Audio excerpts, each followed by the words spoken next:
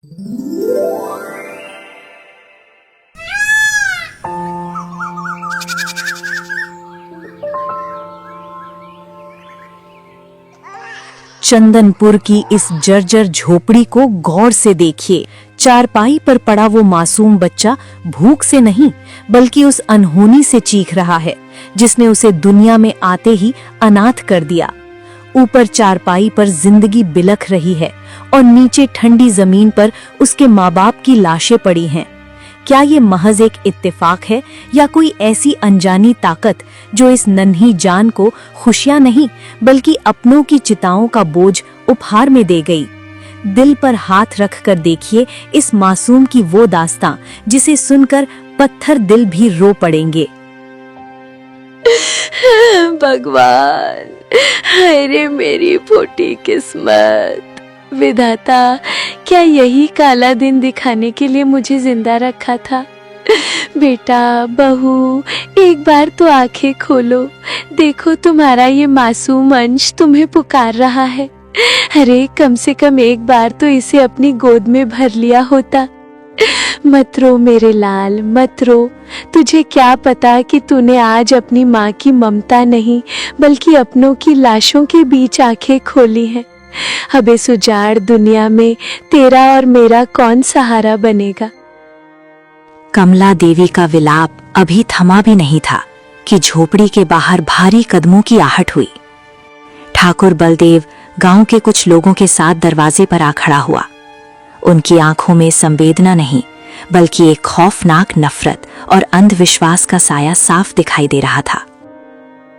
कमला बहन, अपनी छाती पीटना बंद कर। सच तो सबके सामने है। ये बच्चा नहीं, ये साक्षात काल की परछाई है जिसने कदम रखते ही अपने कुल को भस्म कर दिया। चंदनपुर की पावन मिट्टी पर इस अपशकुन के लिए कोई जगह नहीं। जिस बालक ने जन्मते ही अपने सगे माँ बाप को निगल लिया, वो कल पूरे गांव को खा जाएगा। इसे इसी वक्त सीमा से बाहर उस गहरी अंधेरी खाई में फेंक आओ, वरना अंजाम बहुत बुरा होगा। ठाकुर साहब, आपकी आंखों में रहम का एक कतरा भी नहीं। ये अनाथ बच्चा है, इसे आपकी लानत नहीं, सहारे की जरूरत है। क्या एक मासूम अनाथ बच्चा आप जैसे ताकतवर लोगों को डरा रहा है? शर्माने चाहिए आप सबको इस बुज़दिली पर। ये बच्चा मेरा खून है, मेरा पोता है।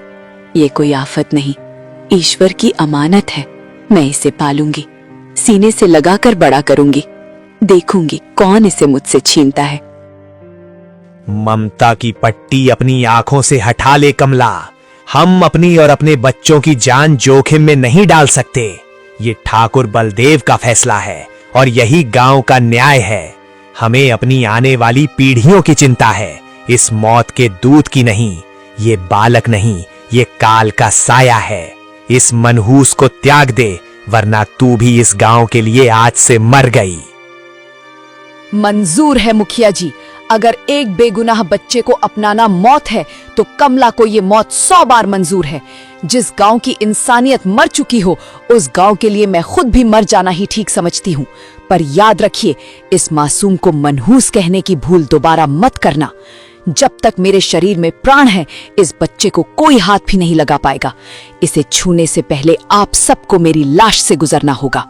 आज से हमारा भी इस गांव से कोई वास्ता नहीं।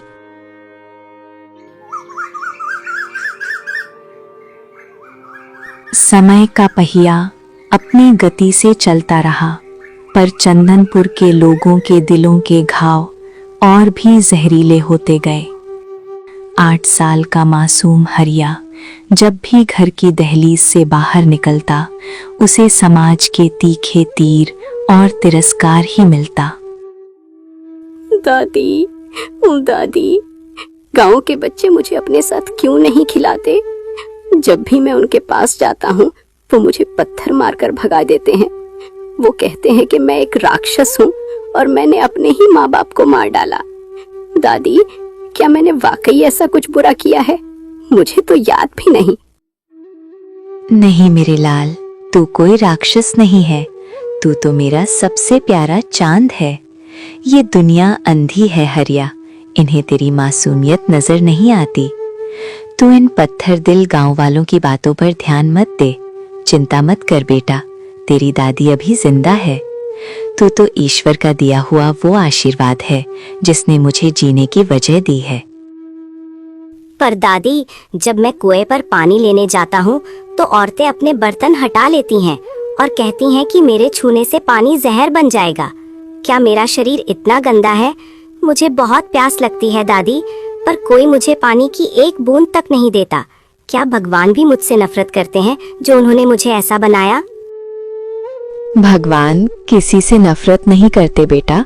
नफरत तो ये इंसान करते हैं जिनके दिल पत्थर के हो चुके हैं। तू प्यासा नहीं रहेगा, मैं तेरे लिए कुएं से मीठा पानी लाऊंगी। तू इन लोगों की बातों को दिल से मत लगा। एक दिन ऐसा आएगा जब यही गांव वाले तुझे सम्मान देंगे। बस तू अपनी हिम्मत मत हारना। क्या कभी कोई मुझे प्यार से बुलाएगा दादी? क्या मैं कभी दूसरे बच्चों की तरह हंस खेल पाऊंगा? मुझे बहुत अकेलापन लगता है। क्या मेरे माँ बाप मुझे इसीलिए छोड़कर चले गए क्योंकि मैं बहुत बुरा हूँ? सब मुझे मनहूस क्यों बुलाते हैं दादी? मुझे बस थोड़ा सा प्यार चाहिए। क्या ये मांगना भी गलत है? उन मासूम सवालों का जवाब किसी के पास नहीं था। देखते ही देखते 30 साल का लंबा सन्नाटा बीत गया। कमला देवी तो ममता का फर्ज निभाकर मिट्टी में मिल गईं, पर हरिया के जीवन में सिर्फ गहरा अकेलापन रह गया। अब उसकी आंखों में आंसू नहीं, बल्कि समाज के प्रति एक कठोर ज्वाला जल रही थी। 30 साल हर दिन मैंने प्यार की एक बूंद के लिए भीख मांगी, पर चंदनपुर ने सिर्फ नफरत दी। आज समझ गया कि मेरा मुकद्दर सिर्फ ये तन्हाई ही है। दादी तो कहती थी कि मैं मनहूस नहीं हूं, पर देखिए आज भी मेरा साया ही मेरा इकलौता साथी है। लोग आज भी मुझे देखकर रास्ता बदल लेते हैं, जैसे मैं कोई जिंदा मौत हूं।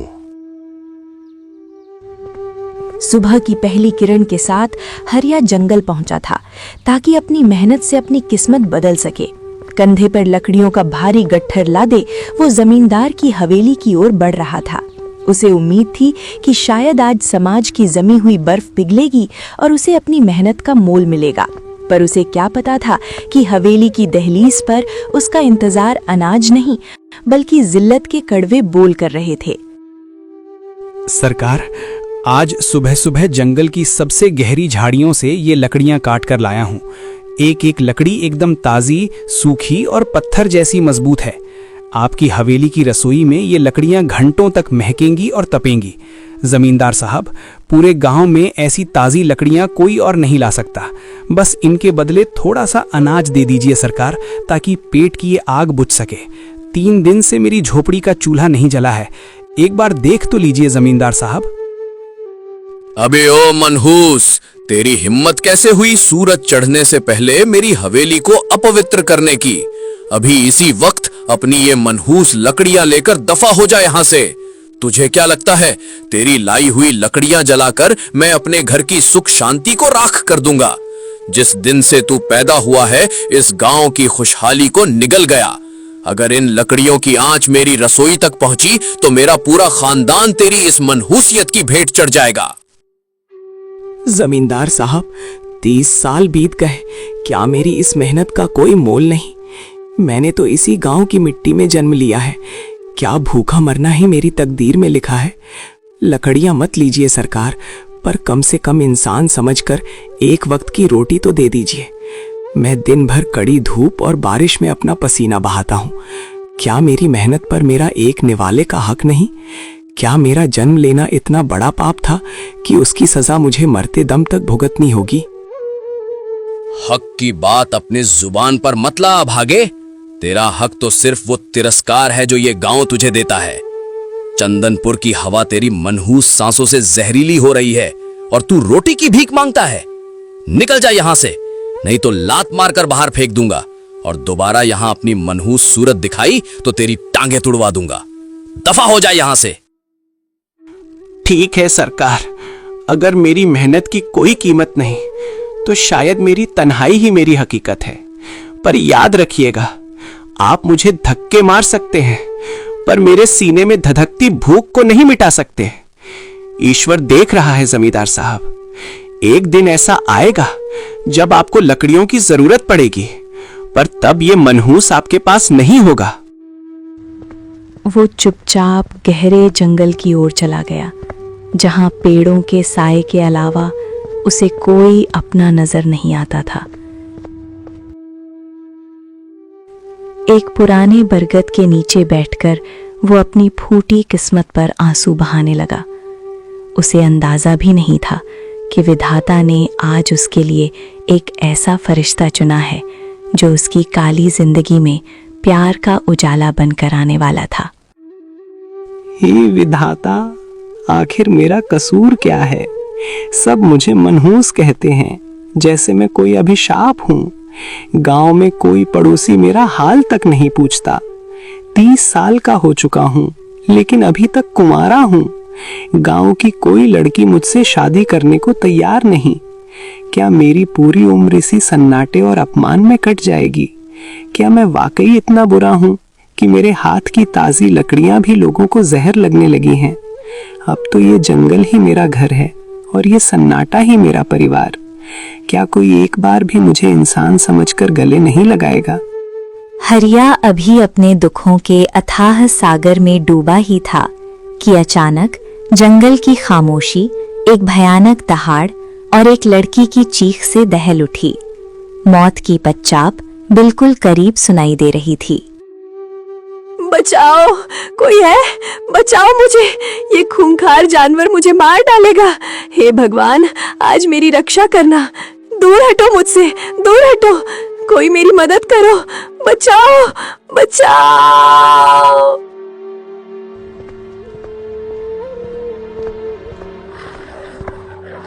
हरिया अपनी चमकती कुल्हाड़ी लेकर एक चट्टान की तरह बीच में खड़ा हुआ। शेर उसकी आंखों में मौत का बेखौफ मंजर देखकर ठिठक गया। हरिया की एक दहाड़ और हाथ में लहराती कुल्हाड़ी ने जंगली जानवर को भी पीछे हटने पर मजबूर कर दिया। शेर वहां से भाग गया। शुक्रिया, बहुत बहुत शुक्रिया। अगर आज आप सही वक्त पर ना आते तो वो दरिंदा शेर मुझे अपना निवाला बना लेता। आप कौन हैं? भगवान ने आपको मेरे लिए फरिश्ता बनाकर भेजा है। मेरा नाम सुनीता है। मैं रास्ता भटक गई थी और इस मुसीबत में फंस गई। फरिश्ता? नहीं लड़की, तुमने मुझे गलत पहचान लिया। मैं तो चंदनपुर का वो बदनसीब इंसान हूँ जिसे लोग मनहूस कहते हैं। मेरा नाम हरिया है। गांव वाले तो मेरे साये से भी दूर भागते हैं और तुम मुझे फरिश्ता कह रही हो। मनहूस? ये कैसी बातें कर रहे हैं आप? जिसने अपनी जान दांव पर लगाकर एक अनजान लड़की को बचाया, वो मनहूस कैसे हो सकता है? हरिया जी, लोगों की बातें पत्थर की तरह होती हैं, उन्हें दिल पर मत लगाइए। सच तो ये है कि मेरा भी इस दुनिया में कोई नहीं है। मैं एक अनाथ हूँ, दर दर भटक रही थी और आज मौत के मुंह में गिरते गिरते बची हूँ। मेरा भी हाल कुछ ऐसा ही है सुनीता। बचपन में ही माँ बाप का साया उठ गया। दादी ने पाला, पर वो भी साथ छोड़ गईं। अब तो सिर्फ ये जंगल और मेरी कुल्हाड़ी ही मेरी सगी है। गांव की गलियों में मेरे लिए सिर्फ नफरत है। मैंने तो प्यार की एक उम्मीद भी छोड़ती थी। अगर हम दोनों की किस्मत एक जैसी है तो क्यों ना हम एक दूसरे का सहारा बन जाए। मुझे अब इस जंगल के दरिंदों से ज्यादा उन लोगों से डर लगता है जो इंसान के भेष में भेड़िए हैं। हरिया, क्या तुम मुझे अपने घर ले चलोगे? क्या तुम मुझसे शादी करोगे? मैं तुम्हारी सेवा करूंगी और हम इस दुनिया की परवाह किए बिना अपनी छोटी सी दुनिया बसाएंगे। अगर तुम्हारी यही इच्छा है तो मुझे मंजूर है। मेरा घर मिट्टी का है और मेरी थाली में शायद रोज पकवान ना हो, पर अगर तुम्हारा साथ मिल जाए तो मैं पूरी दुनिया से लड़ने की हिम्मत रखता हूँ। चलो सुनीता, आज से मेरी झोपड़ी सिर्फ मेरी नहीं तुम्हारी भी है। हम खुश रहेंगे, बहुत खुश। हरिया और सुनीता की शादी हो गई।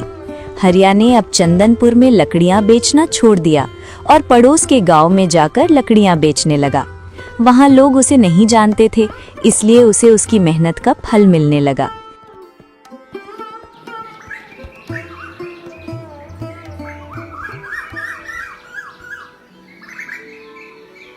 धीरे धीरे उनकी झोपड़ी खुशियों से चहकने लगी। एक दिन सुनीता ने हरिया को वो खुशखबरी दी जिसका उसे बरसों से इंतजार था। हरिया जी, आज मैं बहुत खुश हूँ। हमारे घर में एक नन्हा मेहमान आने वाला है। विधाता ने हमारी प्रार्थना सुन ली है। मुझे विश्वास है कि जब ये बच्चा हमारे आंगन में खेलेगा तो समाज की सारी नफरत खत्म हो जाएगी।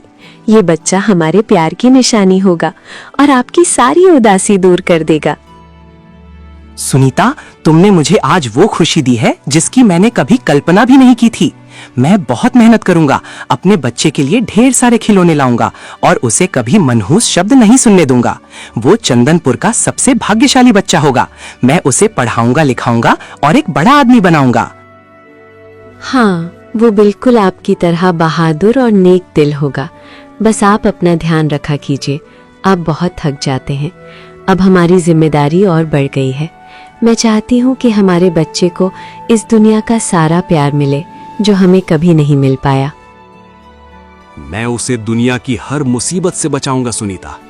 मेरी कुल्हाड़ी अब सिर्फ लकड़ियां नहीं काटेगी, बल्कि मेरे परिवार की रक्षा के लिए ढाल बनेगी। तुम बस अपना ख्याल रखो। अब इस घर में सिर्फ खुशियां ही रहेंगी। कोई नफरत, कोई श्राप हमें छू भी नहीं पाएगा।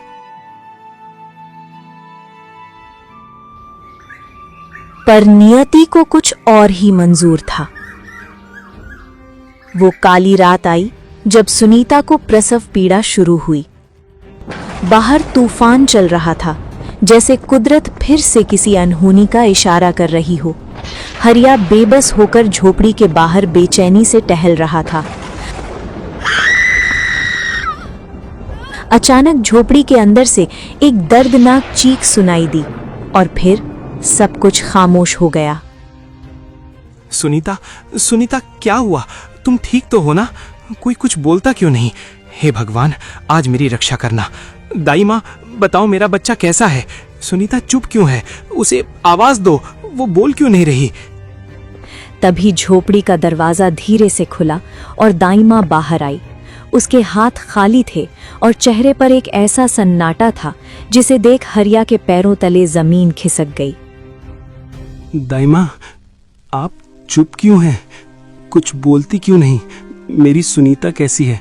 और मेरा बच्चा, उसकी रोने की आवाज अब तक बाहर क्यों नहीं आई? दाई माँ, आपने उसे चुप तो नहीं करा दिया? बताइए ना, मैं अंदर जाऊं? क्या मैं अपने लाल को अपनी गोद में ले सकता हूं? हरिया बेटा, विधाता को कुछ और ही मंजूर था। मैंने बहुत कोशिश की, बहुत दुआएं मांगी, पर मैं हार गई। तेरी किस्मत ने फिर से दगा दे दिया बेटा। बच्चा दुनिया में आने से पहले ही अपनी सांसें छोड़ चुका था। वो मरा हुआ पैदा हुआ है हरिया, और तेरी पत्नी सुनीता भी उस नन्हे को बचाने की जंग में हार गई। वो तुझे हमेशा के लिए अकेला छोड़कर चली गई बेटा। नहीं, आप झूठ बोल रही हैं। ऐसा नहीं हो सकता। सुनीता ने मुझसे वादा किया था कि वो मुझे कभी अकेला नहीं छोड़ेगी। और मेरा बच्चा, वो तो मेरा राजकुमार था, वो कैसे मर सकता है? दाई माँ, आप मजाक कर रही हैं ना? हटिए मेरे रास्ते से। मैं अपनी आंखों से देखूंगा। मेरी सुनीता मुझे आवाज देगी, वो मुझे पुकारेगी। हरिया पागलों की तरह झोपड़ी के अंदर भागा। अंदर का मंजर देख उसकी रूह कांप गई। बिस्तर पर सुनीता बेजान पड़ी थी और उसके पास वो नन्हा सा शरीर रखा था जो कभी नहीं रोया। हरिया की आंखों के सामने अंधेरा छा गया। सुनीता, आंखें खोलो, देखो मैं आ गया। तुम ऐसे मुझे छोड़कर नहीं जा सकती। उठो और देखो हमारे बच्चे को। भगवान, तूने ये क्या किया? क्या मेरी दुनिया उजाड़ने के लिए ही तूने मुझे ये खुशियां दिखाई थी? क्या मैं वाकई इतना बड़ा अभिशाप हूँ कि जिसे भी प्यार करूं मौत उसे छीन लेती है? पहले माँ बाप, फिर दादी और अब मेरा पूरा परिवार। तूने मुझे जिंदा क्यों छोड़ा? मार दे मुझे भी। सुनीता और अपने बच्चे को खोने के बाद हरिया एक चलती फिरती लाश बन चुका था। चंदनपुर के लोगों के लिए अब वो सिर्फ मनहूस नहीं बल्कि साक्षात काल था। लोग उसे देखते ही अपने दरवाजे बंद कर लेते। लेकिन इस नफरत के समंदर में ठाकुर बलदेव का बेटा प्रताप उम्मीद की इकलौती किरण था। वो छिप छिप कर हरिया से मिलने जाता, उसे खाना देता और उसका हौसला बढ़ाता। पर ये बात ठाकुर बलदेव को काट खाने दौड़ती थी। प्रताप, क्या मेरी बातें तेरे कानों तक नहीं पहुंचती? मैंने 100 बार मना किया है कि उस मनहूस हरिया के साए से भी दूर रहा कर। वो मौत की परछाई है जिसने अपने माँ बाप, अपनी पत्नी और अपने बच्चे तक को निगल लिया। वो तुझे भी बर्बाद कर देगा। तू चंदनपुर का भविष्य है। उस अभागे के साथ बैठकर अपनी तकदीर क्यों लिख रहा है? पिताजी, ये कैसी बातें कर रहे हैं आप? हरिया कोई मनहूस नहीं बल्कि इस समाज की सड़ी हुई सोच का शिकार है। उसने अपनों को खोया है, इसमें उसका क्या दोष? आप लोग उसे सहारा देने के बजाय और पत्थर मार रहे हैं। मुझे उसकी आंखों में कोई काल नहीं, सिर्फ बेपनाह दर्द दिखता है। मैं उसे इस हाल में अकेला नहीं छोड़ सकता। जुबान संभाल प्रताप। तू उस अभागे का पक्ष ले रहा है जिसने पैदा होते ही इस गांव की खुशियां छीन ली। अगर तू दोबारा उसकी झोपड़ी के पास भी दिखा तो मुझसे बुरा कोई नहीं होगा। मैं तुझे हवेली में कैद कर दूंगा, पर तुझे उस मौत के सौदागर के पास नहीं जाने दूंगा। चंदनपुर के मुखिया का बेटा एक मनहूस का दोस्त कहलाए, ये मुझे बर्दाश्त नहीं। अगर दोस्ती करना गुनाह है तो मैं ये गुनाह बार बार करूंगा। आपने उसे बचपन से दुत्कारा है, इसीलिए वो आज ऐसा है। उसे नफरत की नहीं, थोड़े से प्यार और हमदर्दी की जरूरत है। मैं आज जा रहा हूं उसे ये बताने कि पूरी दुनिया उसके खिलाफ हो सकती है, पर प्रताप उसका साथ कभी नहीं छोड़ेगा। आपकी लकीरें मेरा रास्ता नहीं बदल सकती। चला जा, पर याद रखना प्रताप, अगर उस मनहूस की वजह से तुझे कुछ हुआ तो मैं उस हरिया की बोटी बोटी काटकर गिद्धों को खिला दूंगा। वो खुद तो डूबा है, तुझे भी साथ ले डूबेगा। तू अपनी बर्बादी को खुद दावत दे रहा है। हवेली की ऊंची दीवारों के पीछे ठाकुर बलदेव का गुस्सा 7वें आसमान पर था, पर प्रताप के कानों में सिर्फ अपने दोस्त हरिया का दर्द गूंज रहा था। अपने पिता की सख्त हिदायत और नफरत को ठुकराकर प्रताप सीधा हरिया की उस टूटी फूटी झोंपड़ी की तरफ निकल पड़ा।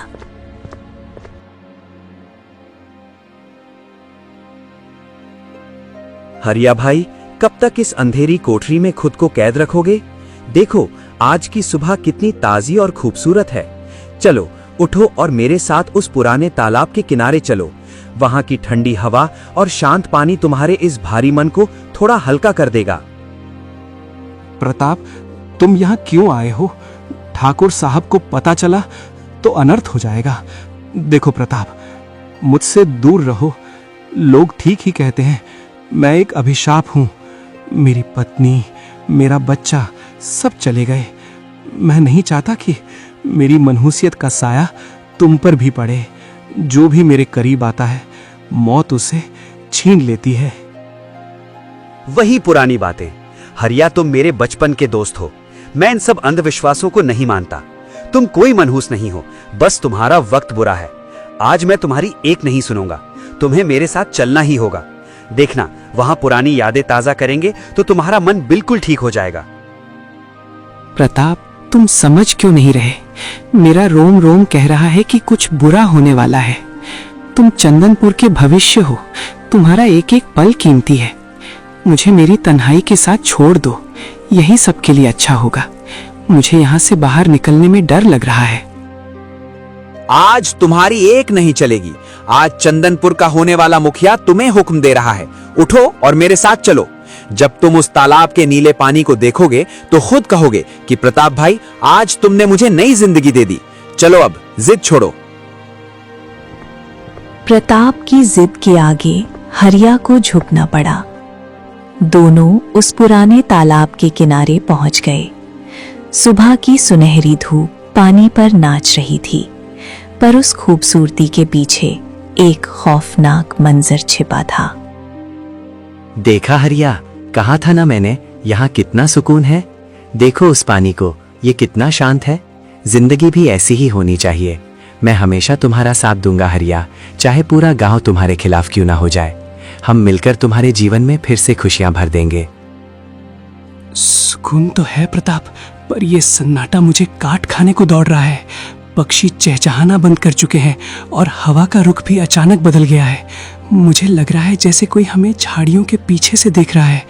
चलो यहाँ से प्रताप, मेरा जी घबरा रहा है। शांत हो जाओ हरिया, तुम जरूरत से ज्यादा सोच रहे हो। यहाँ हमारे अलावा और कोई नहीं है। देखो, तुम बस यहाँ बैठकर गहरी सांस लो। सब ठीक हो जाएगा मेरे भाई, सब ठीक हो जाएगा। बस थोड़ा सा भरोसा रखो। भरोसा तो तुम पर है प्रताप, पर अपनी किस्मत पर नहीं।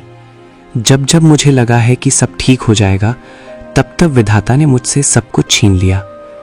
पता नहीं ये तालाब आज मुझे इतना डरावना क्यों लग रहा है। ऐसा लगता है जैसे ये हमें बुला रहा है अपनी गहराई में समाने के लिए। अचानक रंग बिरंगी किरणों के साथ एक तांत्रिक प्रकट हो गया। ये दृश्य देख हरिया और प्रताप की रूह कांप गई। प्यार, दोस्ती और जीने की नई उम्मीद।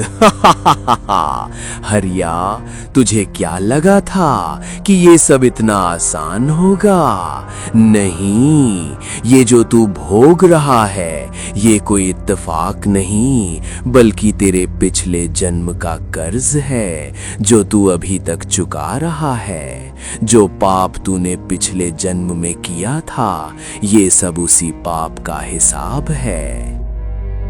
पिछले जन्म का कर्ज?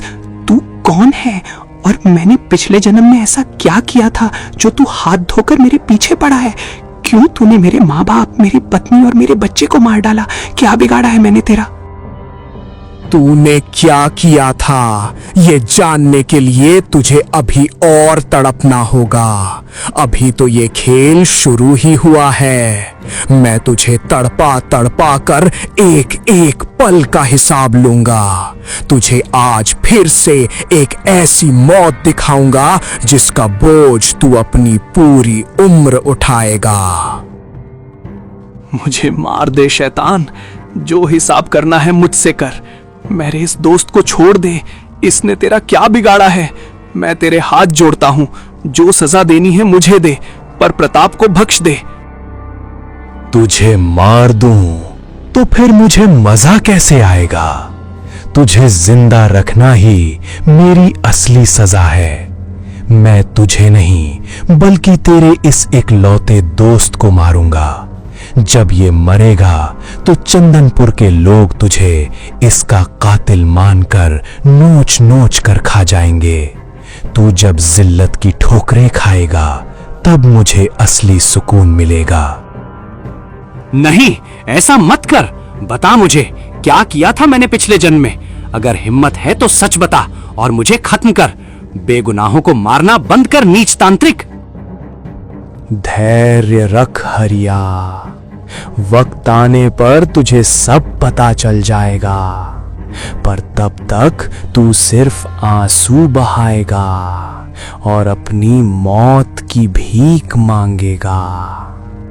देख, अब चंदनपुर के इस आखिरी चिराग का अंत। तांत्रिक ने अपनी जादुई काली शक्ति से प्रताप पर वार कर दिया। देखते ही देखते प्रताप के प्राण वहीं निकल गए। तांत्रिक एक अट्टहास के साथ गायब हो गया।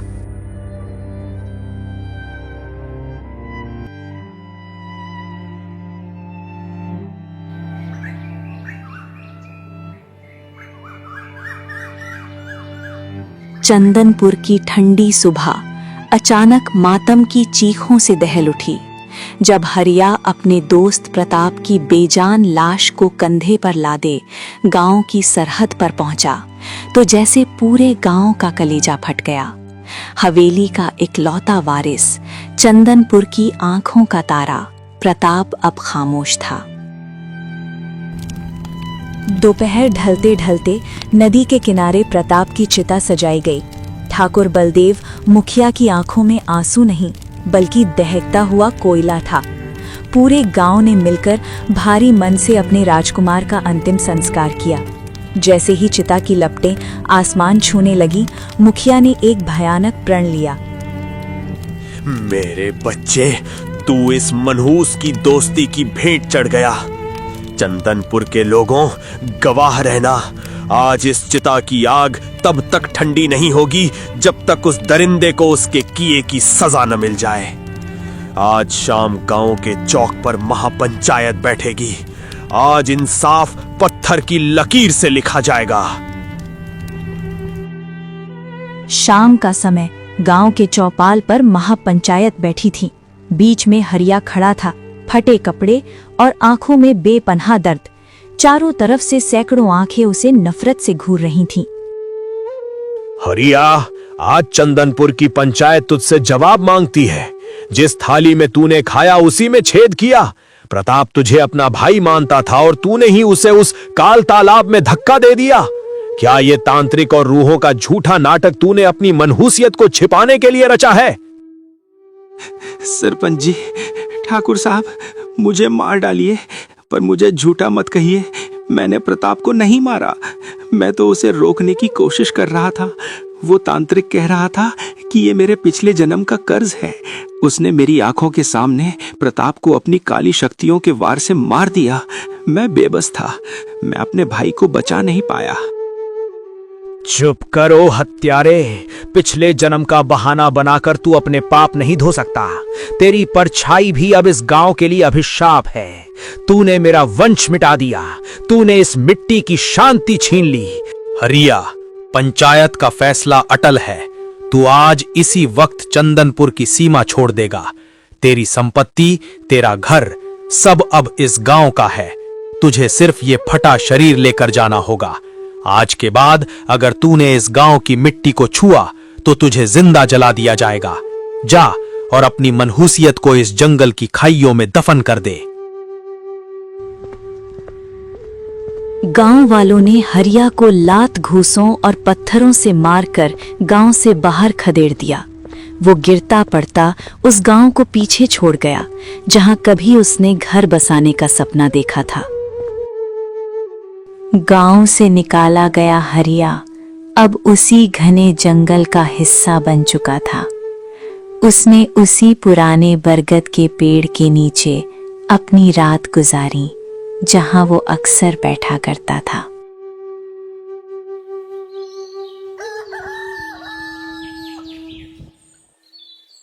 अगले दिन पत्थर और टहनियों को जोड़कर उसने एक छोटी सी झोंपड़ी तो बना ली, पर मन का बोझ कम न हुआ।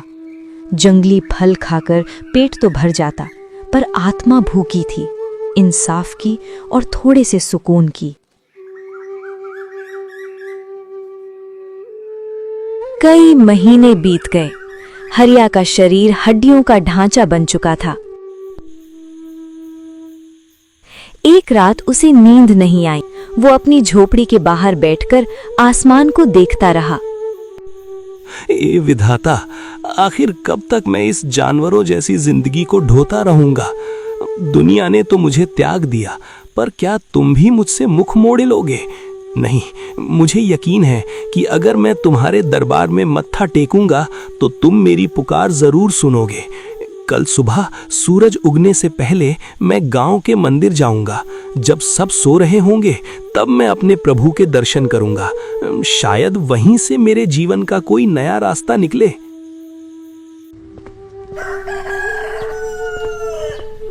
भोर का समय था। चंदनपुर अभी भी गहरी नींद में था। हरिया साई की तरह छिपता हुआ मंदिर पहुंचा। सामने मुखिया ठाकुर बलदेव खड़ा था, जो हरिया को देख लेता है। अबे ओ मनहूस, तेरी हिम्मत कैसे हुई चंदनपुर की सीमा में फिर से पैर रखने की, और वो भी इस पवित्र मंदिर की सीढ़ियों पर? क्या तूने सोचा था कि रात के अंधेरे में तू यहां आएगा और हमें पता नहीं चलेगा? तेरी परछाई पड़ने से ही ये मंदिर अपवित्र हो गया है। सरकार, मुखिया जी, मैं यहाँ किसी को नुकसान पहुँचाने नहीं आया। मैं तो बस अपने प्रभु के दर्शन करना चाहता हूँ। माँ बाप, पत्नी, बच्चा और दोस्त सबको खो चुका हूँ। अब बस इस ईश्वर का ही सहारा बचा है। मुझे बस एक बार मत्था टेक लेने दीजिए। मैं वादा करता हूँ कि सूरज की पहली किरण से पहले मैं वापस जंगल चला जाऊंगा। दर्शन, तेरे जैसे पापी और मनहूस को भगवान भी नहीं देखना चाहते। तूने मेरे इकलौते बेटे प्रताप की बलि ले ली और अब यहाँ अपनी खैरियत मांगने आया है। सुन हरिया, तेरे इस मंदिर में आने से किसी का भला नहीं होगा, पर तेरे यहाँ से भाग जाने से पूरे गांव का भला जरूर होगा। मुखिया जी, भगवान तो सबके हैं, क्या एक अभागे को अपने दुख सुनाने का हक भी नहीं है? मैंने प्रताप को नहीं मारा, मैं तो उसे जान से ज्यादा प्यार करता था। मुझे बस एक बार प्रभु की मूरत देख लेने दीजिए, शायद मेरा मन शांत हो जाए। हक की बात मत कर। तेरा हक सिर्फ इस जंगल की धूल है। अगर तू एक पल भी यहाँ और रुका तो मैं पूरे गांव को जगा दूंगा और फिर तुझे इस मंदिर की चौखट पर ही दफन कर दिया जाएगा। भाग यहाँ से, अपनी ये मनहूसियत वापस उस अंधेरी झोपड़ी में ले जा। भगवान को भी तेरी प्रार्थना की जरूरत नहीं है। मुखिया ने हरिया को धक्के देकर मंदिर से बाहर निकाल दिया। लगता है ईश्वर के द्वार भी मेरे लिए बंद हो गए। अब कहाँ जाऊं? किससे अपनी पीड़ा कहूं? हे प्रभु, क्या वाकई मेरी किस्मत में सिर्फ तिरस्कार ही लिखा है? यही सोचते हुए हरिया भारी मन से अपनी झोपड़ी की ओर बढ़ रहा था।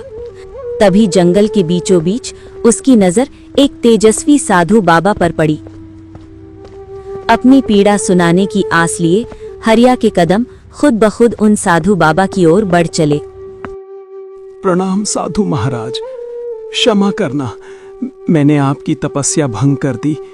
मैं बहुत बड़े दुख और पीड़ा में हूँ बाबा। क्या आप इस अभागे को कोई राह दिखा सकते हैं? अब तो ईश्वर ने भी मुझसे अपना मुख मोड़ लिया है। हरिया की पुकार सुनकर जंगल का सन्नाटा जैसे ठहर गया। साधु बाबा ने धीरे से अपनी आंखें खोली। उनकी आंखों में एक अजीब सी चमक थी, जैसे वे हरिया के वर्तमान को नहीं बल्कि उसके हजारों साल पुराने अतीत को देख रहे हों। उन्होंने हरिया को गौर से देखा और फिर जो कहा उसने हरिया के पैरों तले जमीन खिसका दी। जिसे तू अपनी फूटी किस्मत समझ रहा है, वो असल में तेरे पिछले जन्म का वो कर्ज है जो तुझे इस जन्म में चुकाना पड़ रहा है। आज मंदिर से तेरा निकाला जाना तो महज एक बहाना था। आखिर नियति ने तुझे मुझसे मिला ही दिया ताकि तू अपने अतीत का वो खौफनाक सच जान सके। पिछले जन्म का कर्ज? बाबा, मैंने पिछले जन्म में ऐसा क्या किया था जिसकी इतनी भयानक सजा मुझे आज तक मिल रही है? आखिर कौन हूं मैं? उस सच को जानने के लिए तुझे समय की परतों के पीछे जाना होगा। पर याद रख हरिया, वो सच इतना कड़वा है कि शायद तू उसे बर्दाश्त न कर पाए। क्या तू तैयार है अपनी असली पहचान जानने के लिए? आखिर कौन था हरिया पिछले जन्म में? क्या था वो भयानक पाप जिसकी सजा उसे आज तक मिल रही है? और कौन है वो तांत्रिक जो मौत बनकर हरिया का पीछा कर रहा है? इन सब रहस्यों से पर्दा उठेगा अगले भाग में। दोस्तों, अगर आप हरिया के पिछले जन्म का रहस्य जानना चाहते हैं तो कमेंट में पार्ट 2 जरूर लिखें। और अगर आपको ये कहानी पसंद आई हो तो वीडियो को लाइक करें और अपने दोस्तों के साथ शेयर करें। आपका साथ हमें और भी मजेदार और प्रेरणादायक कहानियाँ लाने की ताकत देता है। तो सब्सक्राइब करके हमें और ज्यादा मेहनत करने का हौसला दें।